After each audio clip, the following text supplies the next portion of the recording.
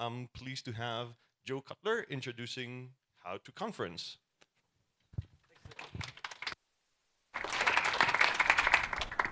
Great. Awesome. Can you all hear me?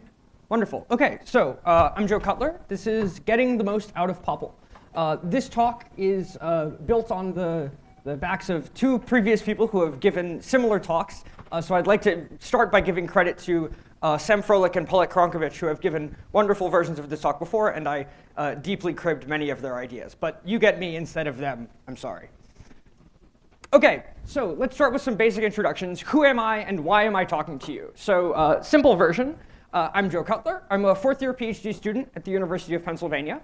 I work with Professor Benjamin Pierce on things related to functional programming, type systems, sometimes property-based testing, things like that.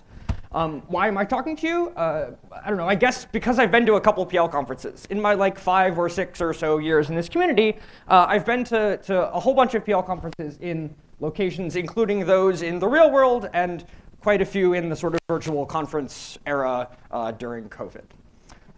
The first thing that I want to say about this talk is that this is just advice, and so you should feel free to take it or leave it. If you hear something during this talk and you're like, I think I could get more out of POPL if I did something differently, by all means feel free. There are no rules to POPLing correctly. This is just some things that I've cobbled together about reasonable ways to do it. OK, let's get some formalism out of the way. Formalism since we're here at POPL. What is POPL?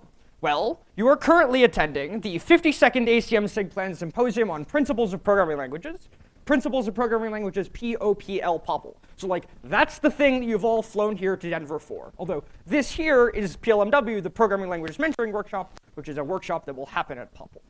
ACM SIGPlan, by the way, if you're wondering, is sort of the professional organization that puts this conference on. It's the Association for Computing Machinery Special Interest Group on Programming Languages. And they put on all of the programming languages conferences. But you're here at POPL. And so that's formally what POPL is. What is POPL sort of informally? POPL is the premier conference for research in the theory of programming languages. So if you're working on some kind of research project, which many of you either are or are strongly thinking about doing, and that project has something to do with programming languages theory, at the end of the project, you're probably going to think about writing up the work that you've done into a paper and submitting it to a conference. And one of the conferences that you should probably very strongly think about submitting that to is here at POPL. And when you submit a paper to POPL, it'll get reviewed. And then if it's a great paper and the reviewers agree that it's a great paper, then it'll get accepted to POPL. And then if the paper gets accepted to POPL, then either you or one of your other colleagues comes here and gives sort of a 20-minute talk plus Q&A about the work that you've done. And so that is what's going to happen for the rest of the week. There's going to be a whole lot of 20-minute talks about all sorts of different things that got published at POPL this year. And the great thing about the fact that you're all here is that you get to watch these talks about this research, right? The fact that you're here at POPL means that you get to go to those talks, sit in the audience, ask questions, talk to the speakers. So you're all here at POPL. Who else is at POPL? Well, you're all mostly sort of late-stage undergrads, early-stage grad students, but lots of other people are at POPL, not just the folks in this room. So people like all ranges of graduate students, including late-stage graduate students, postdocs, researchers in government, researchers at companies, sort of industrial researchers, faculty, professors, and these people are coming from all over the world. I'm sure this room consists of folks who have come, flown from far and wide to come attend this conference, and the rest of the attendees from the conference will be similarly from everywhere. And the other main benefit of coming to POPL is that because you're here, you get to meet these people as well, OK? So the main reasons we go to POPL are, one, to watch these research talks, right? You get to sit in the audience and see, hear about the interesting work that got published at this POPL, and then also you get to network with and chat with all of the other folks who are currently here at POPL. So I actually want to talk about these in the opposite order. I want to start with networking, and then we'll talk later about research talks and some other logistics about POPLing in a manner that is, good for you. OK, so step one, what even is networking? I think when I was sort of a late-stage undergrad, early-stage graduate student, similar to where you are now, I was a little bit confused at exactly what networking was. And in particular, I was never entirely sure if I was doing it correctly. Sure, I was talking to people. I don't know, is that good enough? Am I supposed to be doing, is there a secret handshake? I don't know. And the main thing that I want to say is that there's nothing special about networking. Networking is just a corporate speak word that we've adopted in the computer science world for talking with your colleagues, okay? And so if you're here at this conference talking to other conference attendees, like, you're networking. You don't have to do anything special. That's it. If you're having conversations with people, like, congratulations, you're doing it correctly. Okay, so that's what networking is. Why do we do it? There are a couple of main reasons. The main reason that everybody will tell you is just sort of unabashedly to advance our careers, right? You're going to meet a whole bunch of people at this conference, and then sometime down the line, those people might have opportunities they're trying to fill, things like PhD positions, or postdoc positions, or faculty jobs, or industry research jobs. And they'll think back to all the wonderful people that they've met over the years, and they might think back to the people they've met at POPL, and in particular, they might think of you, and they might reach out to you or give your CV special consideration when you apply, or things like that. And so the relationships that you make at this conference genuinely often do help in sort of facilitating your career advancement down the line. Some, less, fundamentally, career advancement-centered reasons to network is to meet potential collaborators, right? You're going to have lots of conversations at this conference, and a lot of those conversations are going to be about research. And so you have research interests, and people you're talking to are going to have research interests, and you might realize, like, oh my goodness, we have such similar research interests, we should do research together, because everything is better with friends. That's a great reason to come to POPL, right? You're going to meet potential collaborators. All of the people that I've ever collaborated with outside of out of my university, I've met in person at conferences. Another main reason to network is to learn about ongoing research, right? If you weren't here at POPL, you could sort of watch all of the POPL talks on YouTube or live streamed, and you can read all the papers. You can hear, about the papers that were published. But the fact that you're here and you can, talk to all the researchers means that you can ask them, what are you working on right now? What's the next thing? And you can sort of potentially get a sense of what kind of questions the community is interested in answering and hearing about next. And the last main reason to network is to make friends. If you come to enough of these conferences, you'll start to see the same people over and over and over and over and over again. And it's quite likely that those people will become your friends. This is a community of, by and large, really wonderful people. And I consider some of my best friends in the world people that I've met through programming languages, people that I frequently see outside of just the conference setting, socially, like I'll fly to their city to go say hi to them, right? Okay, so hopefully I've convinced you that networking is good, yes, and that you should be doing it. So how do you do it? Well, networking, as I've mentioned, is just having conversations with people. So how do I start having conversations? Well, a good step to having conversations is to introduce yourself. Here are Joe's 3 steps to introducing yourself. Step 1, you should mention your name. It is important when you're having a conversation for the other person to know what your name is. Number 2, you should provide some sort of basic institutional information. What I mean by that is, like, where you go to school, what kind of program you're in, what year of said program you're in. That's sort of relevant so that the person you're talking to has a basic understanding of the context of where you're coming from, sort of what amount of experience you might have, and sort of how best to have the conversation with you. And then number 3, to sort of potentially jumpstart a conversation, you should say what kind of things you're interested in. So by way of example, you could remember back to what I said 5 minutes ago, like, hi, I'm Joe Cutler. I'm a 4th-year PhD student at the University of Pennsylvania. I work with Benjamin Pierce on type systems and functional programming. That was sort of very rehearsed and canned because I rehearsed it and canned it as a line for this talk. But that kind of introduction is a great way to introduce yourself. Another thing I want to say about this is there's really no reason to be too formal with your introductions. Just say hi and say who you are. You don't sort of have to have a 5-second canned thing that you say to everybody. These are just some relevant points: add, remove, subtract, divide, other arithmetic operations, I guess. Okay, now that we know how to introduce ourselves, it's practice time. It's early in the morning. We haven't met each other yet. Turn to the people around you. Introduce yourselves. Go.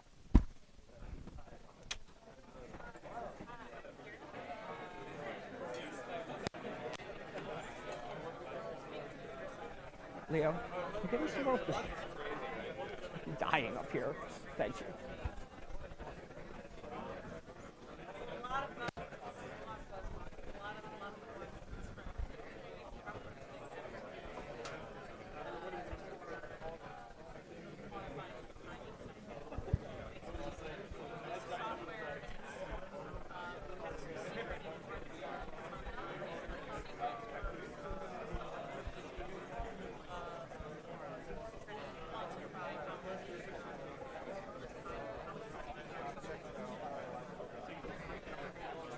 Thank you.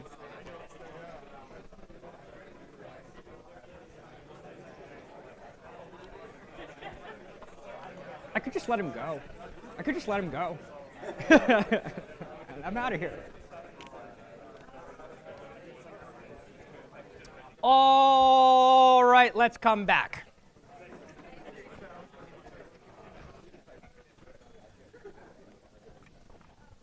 Okay, wonderful. Now you have some practice introducing yourselves. That worked remarkably well. I was expecting so much more tentativeness. Y'all are very outgoing. This is great. Maybe I didn't have to explain how to network. You guys are pros already.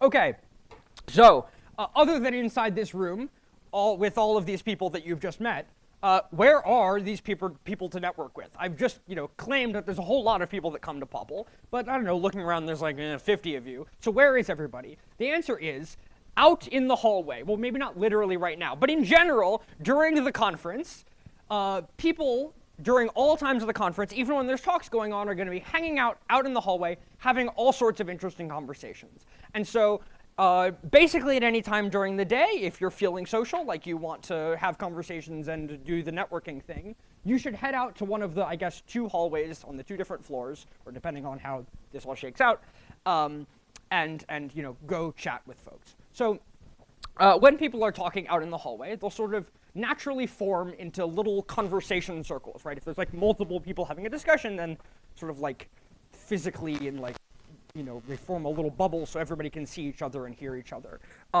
These are sort of colloquially known as conversation circles. And you should absolutely feel free to join a conversation circle if it seems inviting. So if there's a little gap in the circle that somebody's opened up for somebody else to come in, or if everybody's body language is very relaxed and they seem like they would be totally welcome to have somebody jump in, you should absolutely feel free to just join any conversation circle that you see. When you join a conversation circle, be polite about it. Don't just sort of clobber the current topic of conversation and start a new one. Listen to what's going on. Learn what they're talking about. But if you have something to contribute to the current conversation that you've joined, totally feel free to just jump in and contribute to the ongoing conversation, right? Just because you've joined a conversation halfway doesn't mean you have to not participate in it. It just means you shouldn't necessarily change it. That being said, if there's a lull in the conversation and the topic that they're talking about sort of dies down, now is a great time to just, out of nowhere, introduce yourself. When there's a lull, say, hi, I don't think I've met most of you, by the way. My name is, and then you can do a little introduction, right? OK. This is a great thing. I like to jump into conversations all the time. The other thing that I want to say is don't be afraid of the faculty. There will be all sorts of conversation circles, some of which consist of just PLMW attendees, where you're all sort of hanging out because you've already made friends and you're going to want to talk to each other more. But then there are going to be some conversation circles that consist entirely of senior researchers, and that might seem kind of intimidating to jump into. And I want to try to convince you, although I know it'll take probably years of coming to conferences until you are actually truly convinced, that you should feel just as comfortable jumping into one of these conversation circles full of distinguished faculty members as you do other PLMW attendees, okay? There is no rule that a group of researchers is only for researchers and a group of grad students is only for grad students. You should feel totally free jumping into any conversation circle that you wish if the conversation sounds interesting and they seem like they're not having some kind of private side chat. Okay? You should also talk to me. I'll be around the conference all week. I'm fun to talk to, I think. Hopefully that's kind of why they've invited me, is that I'm not that scary. I want to meet all of you. I'm really excited that you're all here. If you're interested in type systems or functional programming or property-based testing or distance running or literally anything else, one of those is not like the other, I would love to meet you. Yeah, so if you see me in a conversation circle, this is open invitation to come join and introduce yourself. OK, great. So now you've gotten yourself into a conversation. What is there to talk about? Well, obviously you can talk about things related to programming languages. That is the glue that binds us all together here. It's why we're here at this conference. So you can certainly have conversations in your conversation circles about PL stuff. But you can also talk about not PL stuff too. You do not have to spend all week only discussing details about research. Nice. What song was that? Oh, OK. I want to find out what Leo's ringtone is. Oh. You do not have to spend all week just talking about programming languages research. If you realize that there's something that you and your conversation partner or the group have in common, that you all like the same TV show, or you read a similar book recently, or you share a hobby, or you all love to knit, or you like modern art, please, like, feel free to talk about that as well, right? This is both just a fact about the conference, that it will be exhausting if the only thing that you're talking about all week is like details of work, but also that on a broader level, like, because networking is, building relationships with people, the relationships that you build will be stronger if they're built on things that are not just founded entirely exclusively on, oh, we both like Haskell, right? So, feel free to have interesting conversations about other things that you and your conversation partners find interesting as well. Okay, so historically, the talk that is this talk, the How to Do the Conferences talk, includes a list of conversation starters. And I really, really like this tradition. These ones I have stolen entirely from the previous givers of this talk. These are not my creations. But I really do think that conversation starters are actually kind of an important part of the conference experience, because sometimes you'll walk up to somebody and you realize you have absolutely no idea what you want to talk to them about. So here's a small list of canned conversation starters that you can use. 1. What are you working on right now? Basically, everybody at this conference will have some kind of research project going on, and if they don't have a research project, they probably have some kind of hobby project that they're interested in too. Everybody loves to talk about what they're working on, so a great way to get somebody talking is, what are you working on right now? And then they will, talk your ear off endlessly about it, and then you can ask questions, and now you've got a conversation. You can also start conversations predicated on sort of using the frame of the conference that you're both currently at, saying like, what talk are you looking forward to the most? This is not only a great way to get people talking about the conference, but also a great way to learn about which talks people are excited to go to, so that you can sort of start to build a mental list about, what talks have buzz around them, and which talks you're interested in, potentially interested in going to. Similarly, you can say, what's your favorite talk you've seen so far?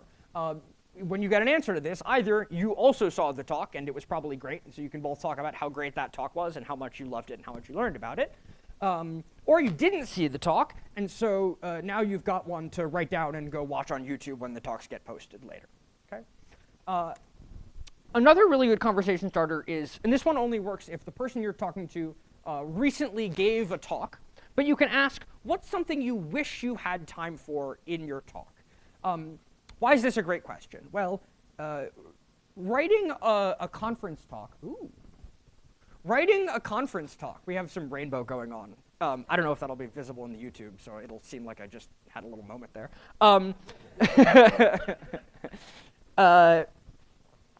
Right, writing a conference talk is an exercise in taking like a 25-page research paper of incredibly complicated technical material and like cramming it down into 20 minutes of reasonably understandable material for an audience. And that is a process of leaving a ton of extremely interesting stuff on the cutting room floor. Like, there is no way to write a talk without not talking about lots of interesting things. And so every single speaker at this conference who gave a talk about a paper will have so many things that they wish they had the opportunity to talk about in their talk. And so if you liked the talk and you want to hear more, this is a great way to get them talking about more things. And then, of course, you don't only have to talk about PL things, so your conversation starters can be anything else, like, I don't know, what is the correct ratio of cereal to milk? Or are hard-boiled eggs valid? Like, I don't know, pick a random question, start a conversation with that. Okay. Logistical point. You need a website. I'm very serious about this. You are going to meet a lot of people. All of the faculty in the audience are nodding. You are going to meet a lot of people at this conference. So conversely, a lot of people are going to meet you at this conference, and then they're going to go home, and they're going to think, oh, there was this great person that I met. I remember vague, like, institutional details of who they were, because they included Joe's number 2 point of how to introduce yourself. How do I find them? And they're going to Google whatever they remember. And if you don't have a website, they're not going to be able to find you. They're not going to be able to write to you to follow up on whatever you talked about. So you need a website. It needs to be Googleable, and it needs your contact information on it so that they can reach you after you're done. This is not like urgent. You shouldn't run back up to your hotel and go build a website right now. You don't have to do it during this week. You don't have to do it on the plane ride home. But sometime reasonably quickly after you're done with this conference, you should make that, if not a website, you have some Googleable web presence that is not a LinkedIn page. That doesn't count. OK? Great. So hopefully I've convinced you that networking is good and that you should do it, and that it's not that, not that scary. But so far, maybe it sounds potentially a little bit boring. Like, is networking just standing around in a circle, sipping the burnt conference coffee that you get at every conference? And I'd like to convince you that absolutely not. Networking is so much more than that. In particular, you should go explore with people, right? Get out of this hotel, go for a walk, go to a museum, go to a park, go find a coffee shop, go do literally anything else, and make sure you go do it with people, okay? This is a 100% valid thing to do during conferences, and in fact, it's my absolute favorite part. So here are some pictures of interesting things that I've seen at conferences. You're in a cool new place. Most of you probably don't live in or haven't been to Denver. Go explore. And make sure you go do it with people, right? That's part of the social aspect of this conference, is getting out of the confines of the conference hotel, going to see things around town. Here are some vague suggestions. I don't know, I found these on Google Maps. They seem reasonably well reviewed.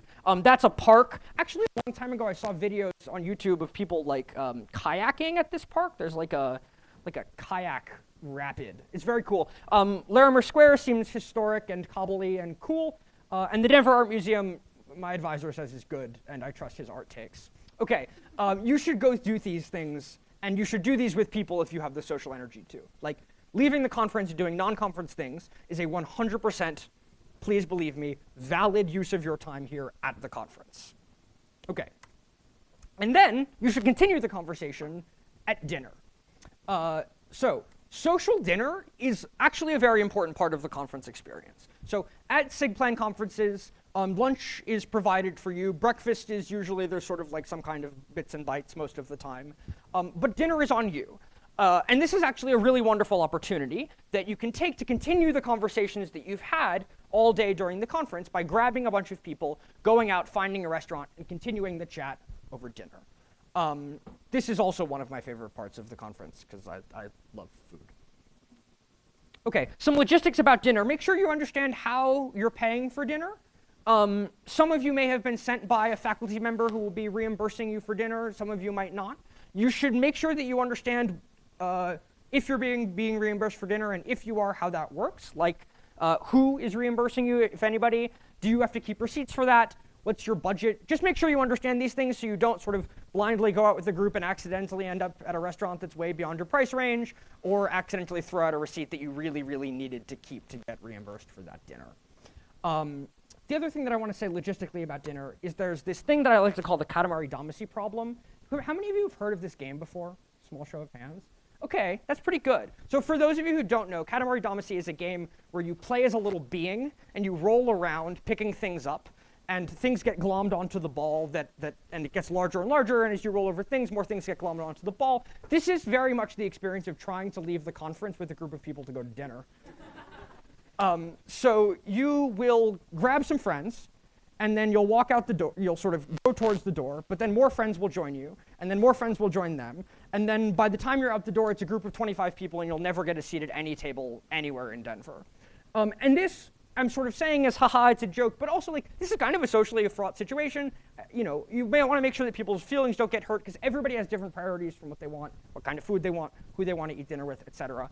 And so I just want to make sure that, like, because dinner is so unstructured, just be kind and flexible with everybody's needs, like dietary restrictions, and there's a lot of nights at POPL, and you'll be able to have hopefully dinner with at the restaurants you want to with all the people that you want to. Okay. On that note, I also want to remind everybody to please be a good person. Networking is fundamentally, I think I've convinced you, fundamentally just about social interaction. And all social interactions are with other people, and other people deserve to be treated with kindness and respect.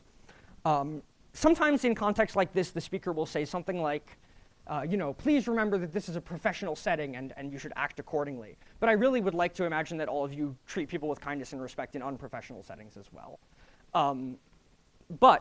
That being said, if at any point during the conference you feel like you've been treated unkindly or without respect, I'd like to point you to SIGPlan Cares.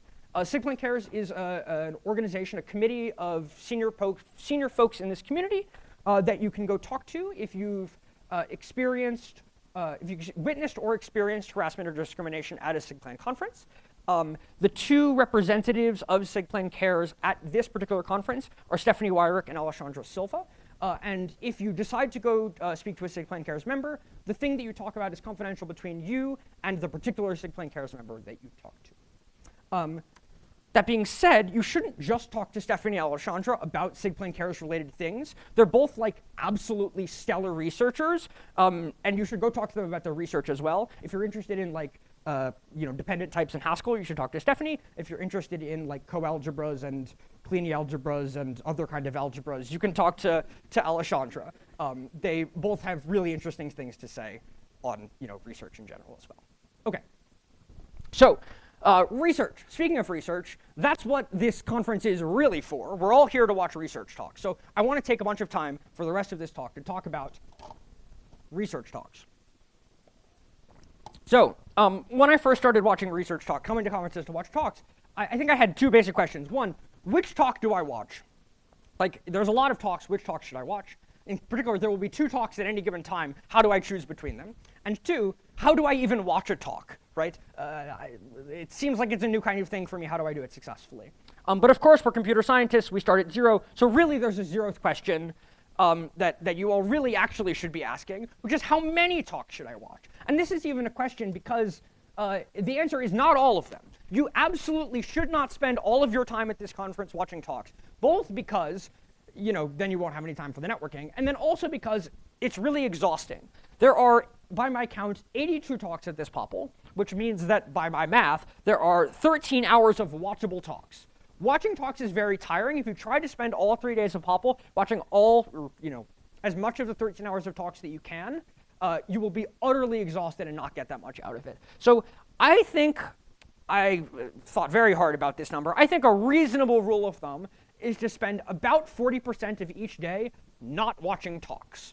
Okay, this is absolutely not a hard and fast rule. Adjust it up, adjust it down as you find your tolerance and for talk watching varies. But I think that this is a reasonable rule of thumb. About 45%, of each day not watching talks. During that time, you should be spending it either networking or away from the conference, relaxing, trying to get some R&R because this is all quite tiring. Okay, so that's the answer to question 0. Not all of your time, and I don't know, say 40% of your time not watching talks.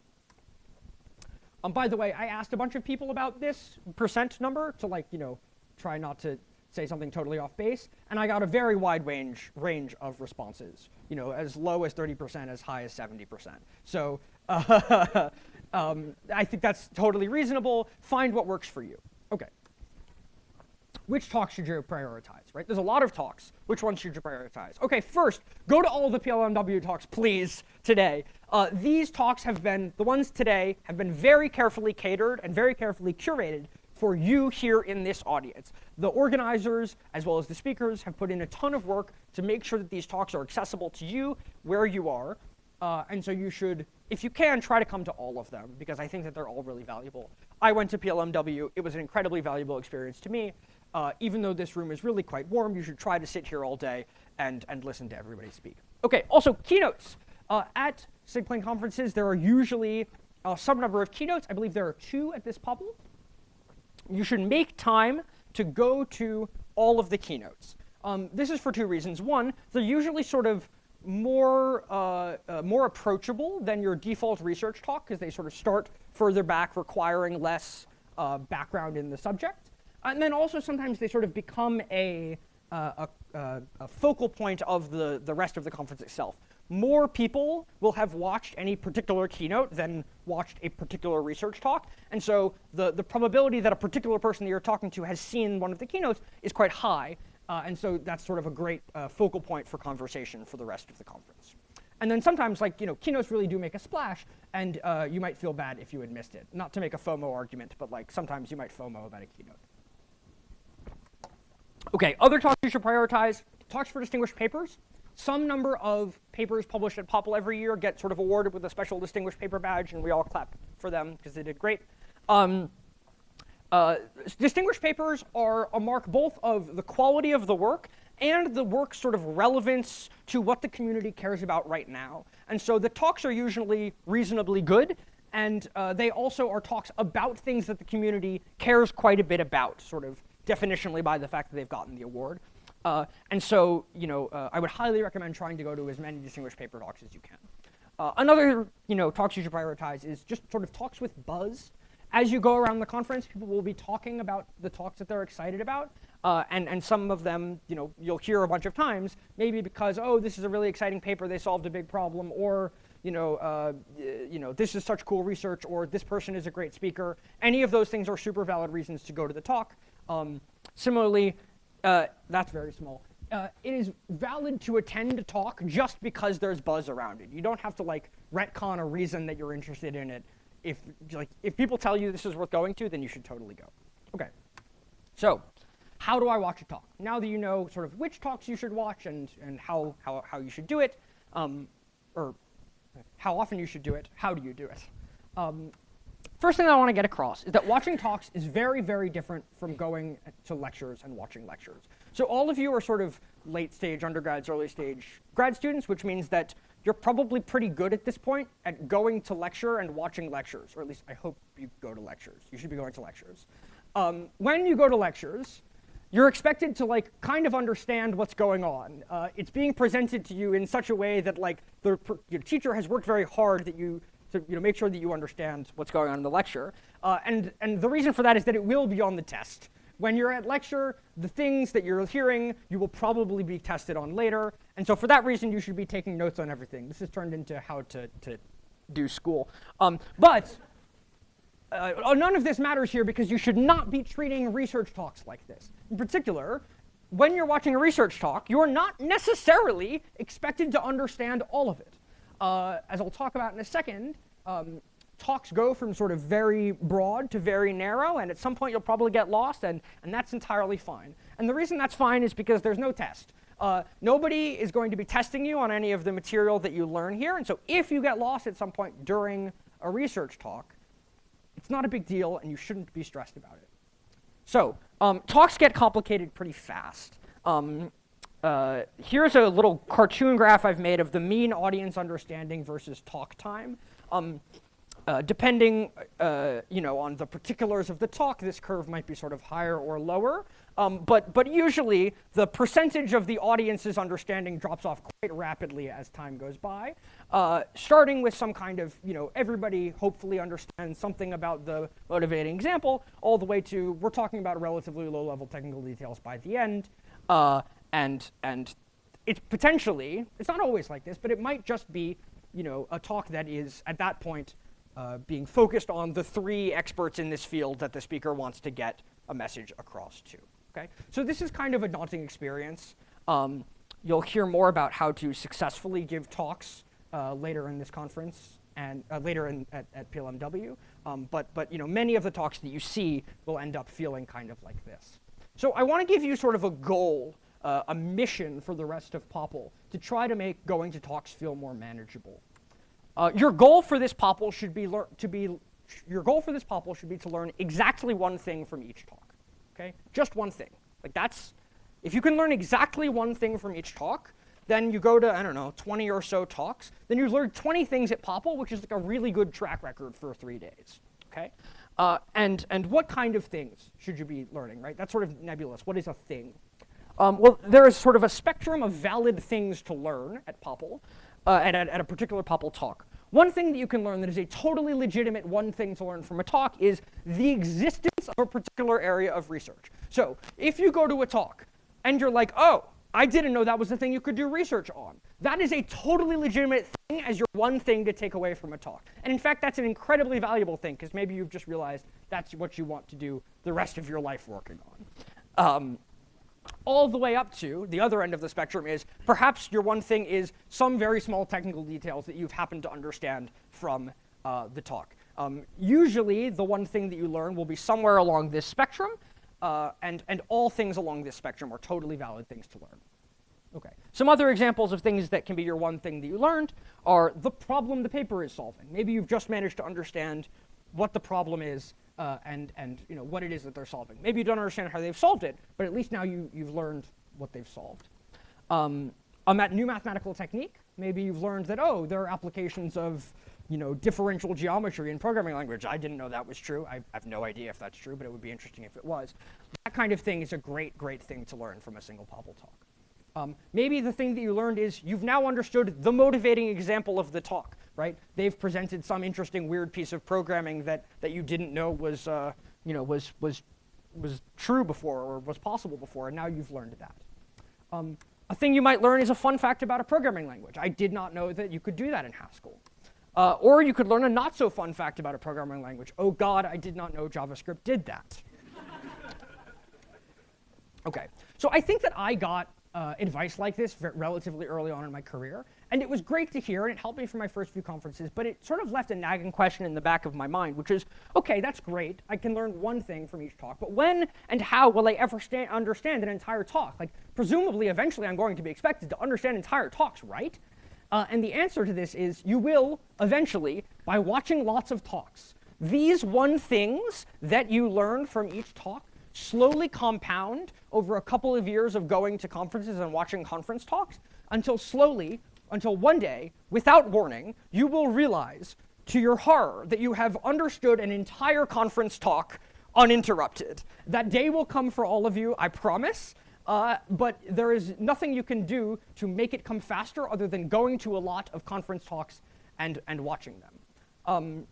Okay, so I've just said that, like, watching talks is a skill. You can sort of practice to get better, and eventually you'll get better. But also earlier I said you shouldn't spend all of your time at this conference watching talks. So how do I bridge that gap? The answer is YouTube.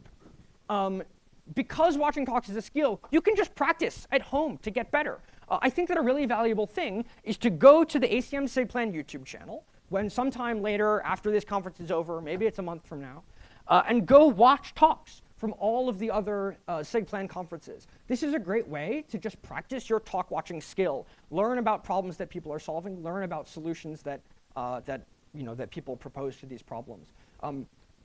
I actually personally, and this is my hot take, and the faculty in the room may disagree with this, I think that watching YouTube videos of talks is a totally valid way to spend a weekday of work. I will frequently, if I don't want to write code or don't want to read papers or don't want to do something else that I probably should be doing, I just spend 6 hours watching old ICFP talks, and I learned so much, right? Like, this is a great, great use of your time. Highly recommend. Okay, so we've learned about how to watch talks. We've learned about how to network. What else should we be doing during POPL? Well, you should really be taking time to make sure that you take care of yourself. Conferences are extremely tiring. Both the networking and the watching of talks are like physically tiring activities, and at the end of each day you will be really drained. And you will probably want to keep going because there are lots of other exciting things going on. I want to make sure that I get this message across. Please make a good night's sleep a priority. Whatever that means for you. For me, it means I need 8 hours of sleep. Maybe you need 10. Maybe you're one of those magical people who can get by with 4. Whatever it looks like for you, please make a good night's sleep a priority. Actually a good night's sleep. Your body and your mind will thank you the next day when you wake up feeling reasonably refreshed. And otherwise, you'll just sort of tail off as the end of the conference and become a zombie by the end of it. Okay. At night, while you're sleeping, is not the only time that you should be resting, by the way. During the day, you should totally feel free and make plans to take time away alone from the conference to recharge. Maybe for you, that looks like going up to your hotel room, going to your hotel, taking a 45-minute nap. Maybe it looks like just listening to some music in a quiet corner. Maybe it looks like going for a walk without people, going to a coffee shop without people, right? Please try to reserve some time for yourself during this conference because it's very easy to get totally overstimulated by spending all of your time watching talks and doing networking. The other thing I want to say is that you should try to keep some of your usual routine. So maybe you're the kind of person who needs to watch an hour and a half of television before you go to bed. Maybe you need to read books. Maybe you're a person who likes to knit. Maybe you need to lift. Whatever it is that you do on a daily basis that isn't computer science, that sort of keeps you happy and healthy, please try to keep doing that. Your body and your mind will thank you.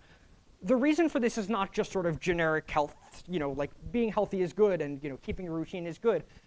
Part of this is that the less of a hard break coming to this conference feels like from your normal everyday life, the easier it will be on your body and your mind. So the more you can sort of import from home to your daily routine, the more you'll be able to get out of the conference-specific aspects of this. For me, this is running. I love to run. I run every morning. It was way too cold to run outside, so I was in the gym. But hopefully, once it warms up, I'll get to go explore Denver. Whatever this looks like for you, please make sure to do it. The last thing on this line is eat enough food. Your body needs fuel. Conferencing is genuinely a really physical activity. Oh, that's a Danish, or like a pastry that I got in Copenhagen at PLDI. It's the greatest thing I've ever had in my life. Don't even remember what it was called, unfortunately. Anyway, I frequently get 10,000 steps just wandering around the conference, and that's significantly more than I get just sort of sitting at my desk writing code all day. So make sure that you take your breakfast, lunch, and dinner seriously. Okay. Last thing that I want to mention about taking care of yourself at conferences is that conferences are in some ways sort of the worst case scenario for imposter syndrome. You are definitionally surrounded by the people who are sort of the most successful in the field. These are the people around here who have published papers at POPL. That's why you're here. And so either you're here and you haven't published a paper at POPL, like me, I did not publish a paper at this POPL, and you feel a little bit like a fraud for being here because the PLMW organizers just invited you. Why the heck are you even here? Oh, that was a little too real. And or you did publish a paper at this POPL, but you still feel like a fraud because you know all the problems with your paper, but everybody else's paper is so wonderful, but actually you just don't know the problems of their paper.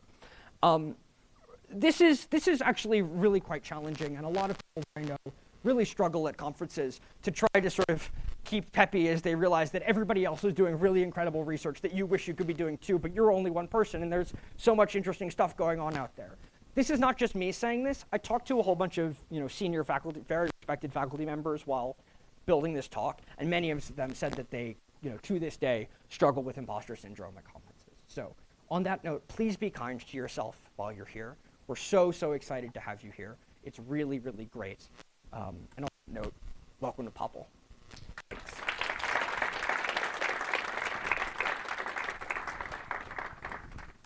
Questions?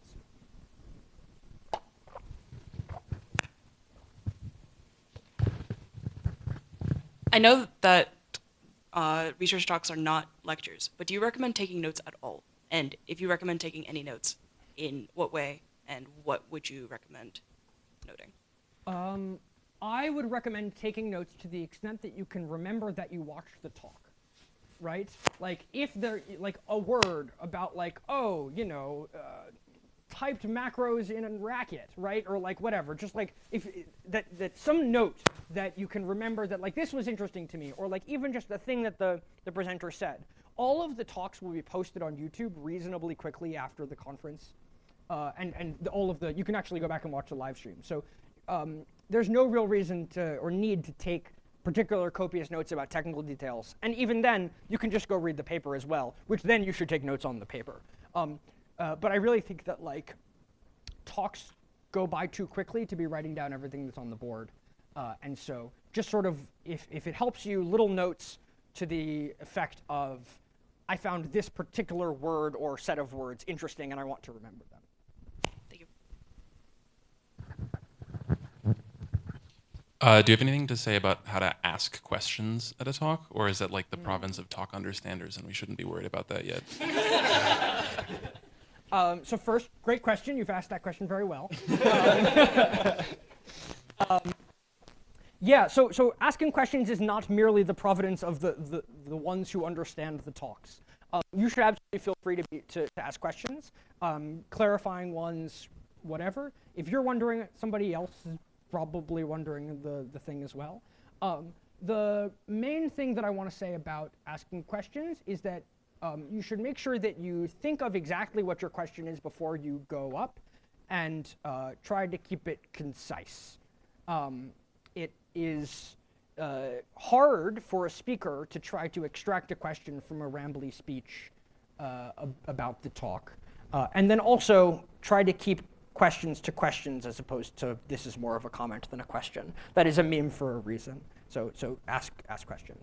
Another thing, by the way, is if you really want to ask a question, but don't feel the confidence to go up in front of the entire room and ask it. You can just go ask the speaker after the talk. So certainly if it's the last talk of the session, you can just go up to them, or you can just go find them in the hallway later after the conference. Speakers are excited to talk about the work that they've done, and so you should feel totally free to just talk to them about their the Q&A of a paper is not limited to the formal Q&A session after the talk. So I go ahead and then try networking, right? So I just join some open circle. And then like after 1 minute, I realize I have no idea what they're talking about. Then I sit there and I'm quiet and I'm listening. And then it turns 5 minutes and I still have no idea what they're talking about. At what point do you just make a cut, right? Like leave and not make it awkward? So just like you can join a circle, you can also leave a circle, right? Like there is no shame in realizing this isn't that interesting to me and simply dipping, right? If you're an established member of the conversation, you can say, I've got to go, or I've got to go talk to those folks over there. Like, but if you haven't said anything, you can simply turn around and walk away, right? Like this is fine. Everybody does this. It's not too big of a deal. Especially if it's sort of a large circle. Don't just sort of dip in the middle of a conversation with like one other person that you're having a chat with. But if it's like a large conversation circle and you realize I don't know what they're talking about, you can go find another one. Like obviously this is like a judgment call, but like you should not feel trapped in a conversation circle that you're not participating in because you don't know what's going on. You can also, if the sort of quiets down, but you really want to know what they're talking about, you can say, hey, what was that you guys were talking about? I would like to understand. And they're always, people love to talk about the thing that they're talking about more.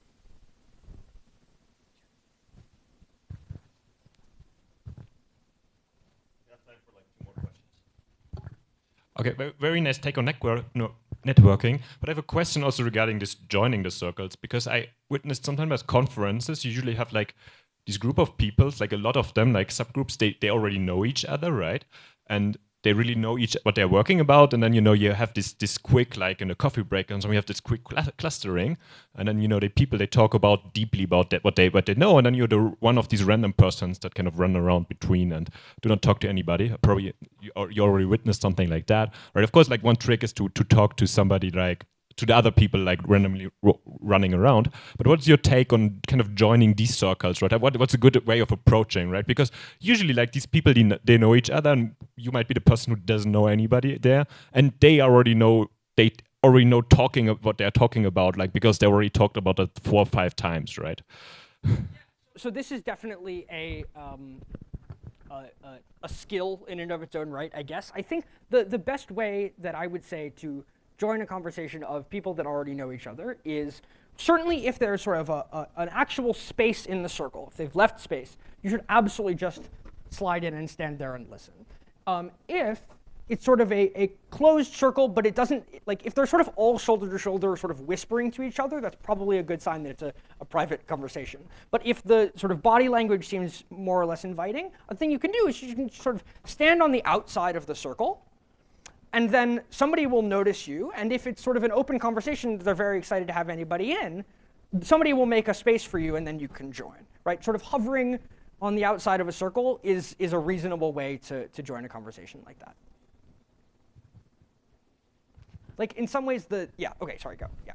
What should you not do at POPL? What should you not do at POPL? Honestly, I think the main thing you shouldn't do at POPL is tire yourself out. Like if you get to like 10% physical battery, physical battery or mental battery, like it will be really hard to recover and get more out of the rest of the conference. So I think trying to like make sure that you're in a constant state of able to talk to people and able to to do things, then you'll have a much better time and you'll get more out of the conference than if you sort of if you just sort of go crazy for one day and then burn out. Awesome. On that note, let's thank Joe again.